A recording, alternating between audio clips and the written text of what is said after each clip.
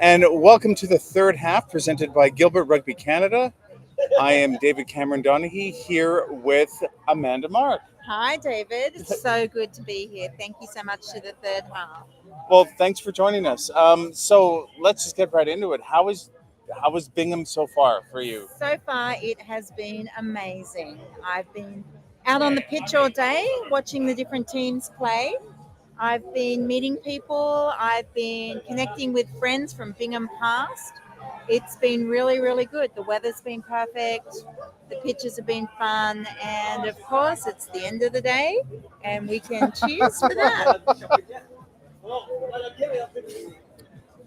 Now, this is Bingham number what for you? This is Bingham number 7 for me. Number 7. Um, We're in the middle of the two pitches at the moment. Yeah. I love this. So we've got little interaction with the crowds as they walk by. um, what? So last night we had the opening ceremony. You gave an amazing speech. Thank you. Um, So and it was Mark's birthday yesterday. it was Mark's birthday. What was your takeaway from that experience? Because every opening ceremony is different. Yeah. Um, like, what would you say was either the highlight or the kind of a difference with this one from previous ones? So I think that opening ceremony is unique to every location and they all bring something different. And I think that it really hit home to me yesterday that Alice Hoagland, Mark's mum, who sadly passed away in 2020, was not here.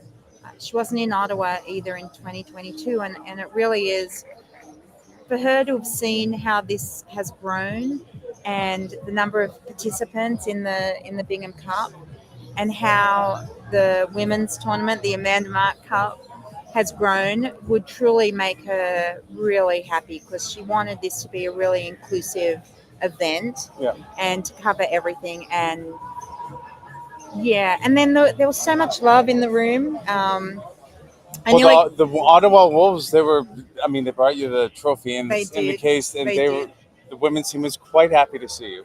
and the cheering, it nearly made me cry before I even started talking. So thank you all for your support, and I really had to really keep it together. Well, you did a very good job. Oh, with it. thank you. So yeah, it was a big space, and it was good to see all of the teams together, and that they each stood up when we announced them. That was amazing, and to hear the number of teams that are here this year, it's incredible. So Bingham Cup and the Amanda Mark Cup just keeps growing, going from strength to strength. I think it's really important that we continue this message of inclusivity and making sure that everyone is feeling part of the event. Well, I think this time around we've got 2,800 players, Mm-hmm. and a total of a big.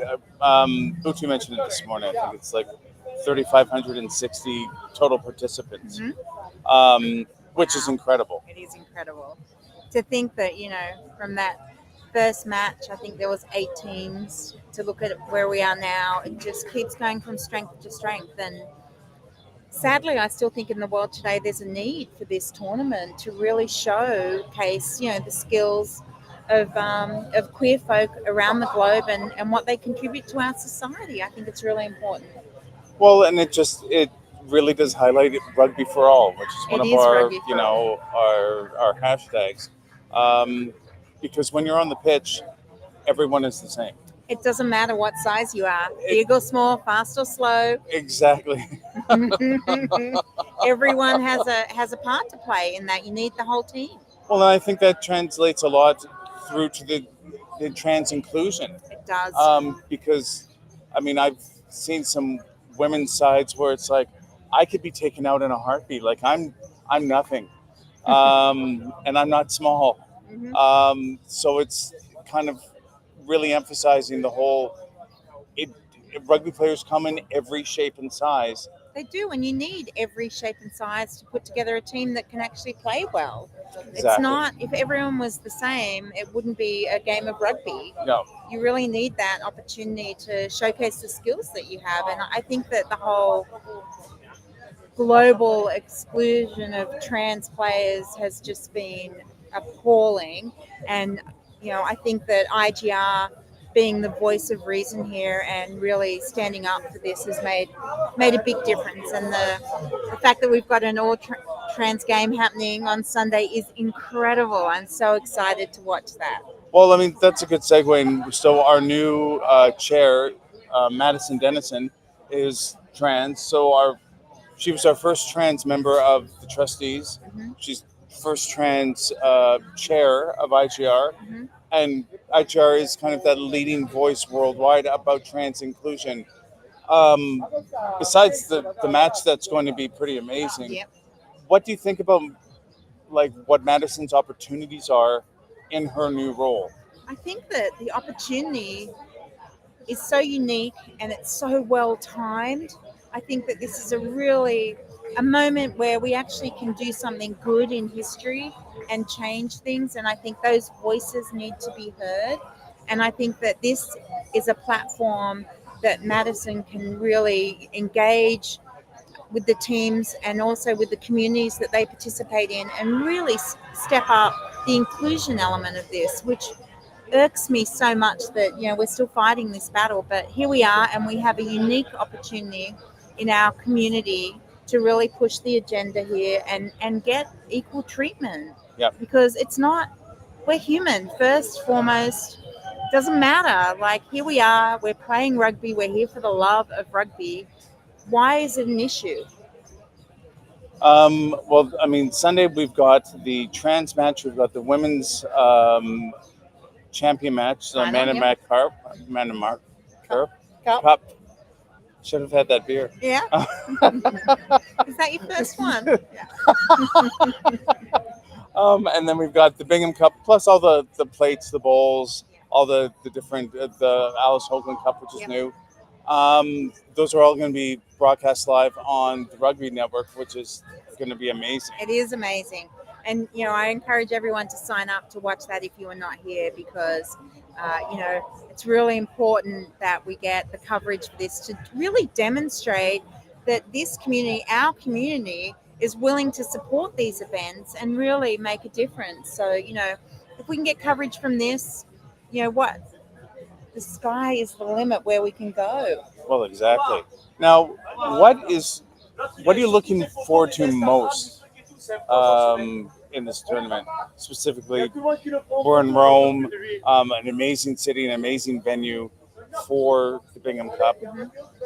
What is something that you're really looking forward to? So I'm looking forward to meeting people, connecting with people, seeing the sights of this beautiful historic city, which has so many things to see and it's all interwoven, but also like feeling the connection that people have and how they're bringing people together and making new friends and playing really hard and, just showcasing the skills that we've got in these people that are here in this tournament. It's amazing. Well, we've got literally every shape, color, creed, nationality that's here. This is my fourth Bingham, and I would say this is probably the most diverse that I've experienced. Yeah. I think there's been diversity, but I think this is more a showcase. So we're more talking about it. I think there's always been teams that have had, good diversity, and I think this is really bringing it all together. And we're way more aware. So I think that this awareness is what's really driving that. Well, obviously, there's still a need for IGR and what it does in the world. Sadly, yes. What do you think its strongest voice needs to be? I think that from an IGR perspective, we need to keep fighting the good fight. So keep on fighting for those rights. Keep on pushing to be included and seen and heard, and not take it laying down, like get up there. And IGR's been doing that, and we need to continue to do that. And I'm really hoping that Madison can really push that forward, because I think it's so important to get these diverse voices heard and seen and contributing to our society globally. Now, what do you think Mark would be thinking of all this? Well, I think he'd be on more than his first beer right about now. So he loved rugby. I think one of his favourite sayings was "Give blood, play rugby." So he played hard, but he played fair, and he was all about the fairness in play. And so he would be meeting everyone, shaking their hand, introducing himself, bringing people together, making sure no one was left on the outside, making sure that they were included in everything that was going on. He'd be organising events and he'd be inviting everyone along with him because he did like to party.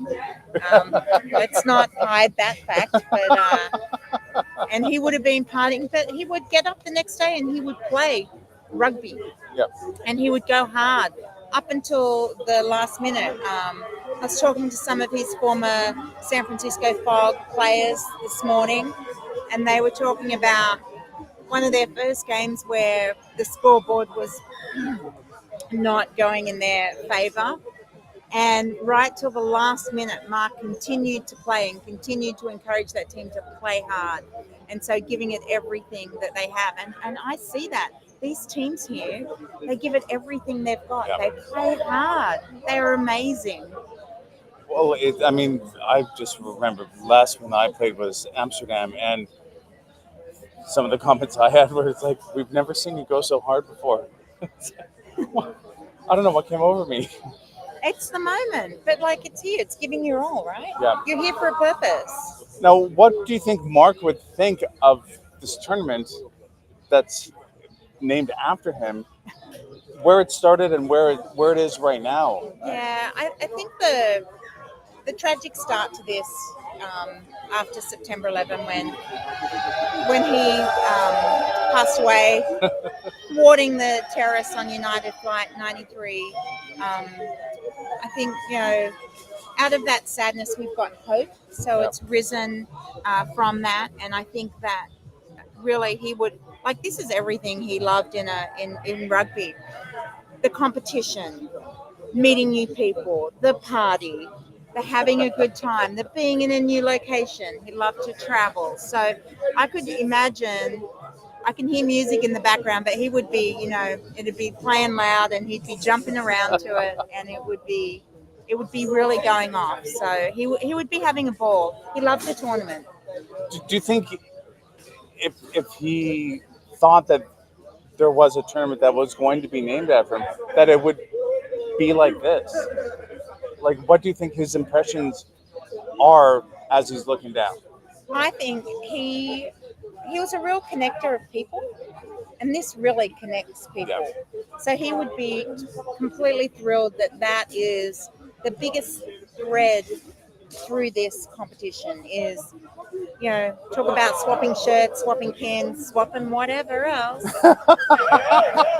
But, it's about meeting people, connecting with people. It's really about, it's that. And he was that person. Yep. Before social media, before things like this, he would plan out his summer where he was traveling. He would connect with everyone. You get this long email from him. I'm here for these days. I'm here for these days. Let's meet up. Let's do something. And even if you only met him once, he would bring you into that email chain. Yep. And you would meet him in whatever city it was, whether that was Chicago or London or Sydney. So whatever he would, wherever he was, he would include people.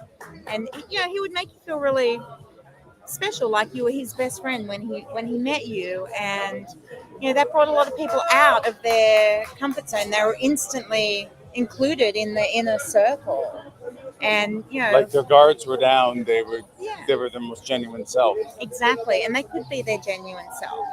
That's amazing. And when Mark stumbled across the San Francisco Fog, he'd stopped playing rugby because it was a different time in the 90s, and he'd stopped playing because he wanted to be an out gay man, and he didn't think these two worlds could coexist. So when he found a gay and inclusive rugby team in the Bay Area in San Francisco, he was ecstatic, and he embraced that with everything that it had. It was incredible. So Now, looking at the future, we've got two amazing bids. We've got Brisbane, close to your heart, yeah, close to my heart. and Buenos Aires. You heard the bids for each. What's your honest take? Like, which one would you like to see get it? And not just because one's close to home. Travel is good. Travel is good. I love to travel. I might have been to about 53 countries, but I do like That's a to healthy travel. list. It's a healthy list. I've only been to 6 continents, though. I still got to get Oh. to Antarctica. Oh, Anyway, so I live in Sydney in Australia, and having it in Brisbane, which is an hour flight from my hometown and much more cost effective, would be a blessing for the Australian and New Zealand teams, and even the teams from Asia. But I think both Buenos Aires and Brisbane put in a really, really strong bid. Buenos Aires would be the first Bingham Cup in South America, yeah. which would be amazing. Although we've only had one other Bingham Cup in the Southern Hemisphere in 2014, with this, the Sydney Convicts hosted the Bingham Cup in 2014 in Sydney.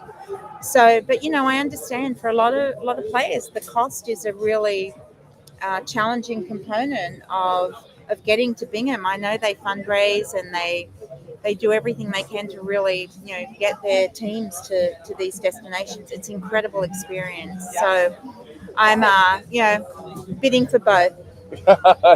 Good answer. Well, and it's just like, I mean, in all reality, they are literally almost in the same place in comparison to North America or to Europe. They're kind of both in the middle. Yeah, they are. So it's going to be interesting to see what happens. I know, and so it's only a 14-hour flight from LA to Brisbane. It's only a 14-hour flight from Dubai to Brisbane. So I don't know what the flights are to Buenos Aires, but anyway. They're like a good 12 hours Yeah. from Canada, I think. Like they're good flights. Like they're long. It's a long way to go, and Yeah. but it will be amazing. Well, I think whichever city gets it, I think they'll both put on a really good show. Yeah, they're Actually, both rugby nations. yeah. So their rugby is in their blood as a nation, so they can do a tournament. So we've just had a bunch of a club Players kind of around. just kind of come and sit around. So got a little distracted there. Just before wrapping up, what are you looking to walk away from Rome with? Again, advancement of trans visibility, a continued growth of Bingham Cup, Amanda Cup. Like, what would be that one objective or one thing that you would love to see happen and come away from this specific tournament? I think that what I'd really like to see is that continued growth, to really continue getting that message out there, to be inclusive, to see and hear all our queer community folk, including trans, including women, and including our other inclusive teams. So I think that, the growth of the Amanda Mark Cup is important to me, being Amanda Mark, and but the continued growth of Bingham Cup is just, it nearly makes me cry every time I think about it. It's just incredible, and the stories you hear from players, how coming across an inclusive rugby team changed their life. They find a family, they find that connection. It really transforms them, and I think that's the biggest part of a rugby family, is that being included in that, having like-minded people regardless of everything else that's going on. Yeah. No, I think that's a really good place to end it, especially with the onslaught of more players that have just come off the pitch with one of the two games finishing. Amanda, thank you so much for joining the third Oh, half. thank you. Mm. It's so good, so happy to see you here, and so glad you were able to join us. We'll be back tomorrow morning at 9 hours Central European time. There will be more updates, so watch the ticker at the bottom with fixtures results. And until then, we will see you in the morning with Play you. hard.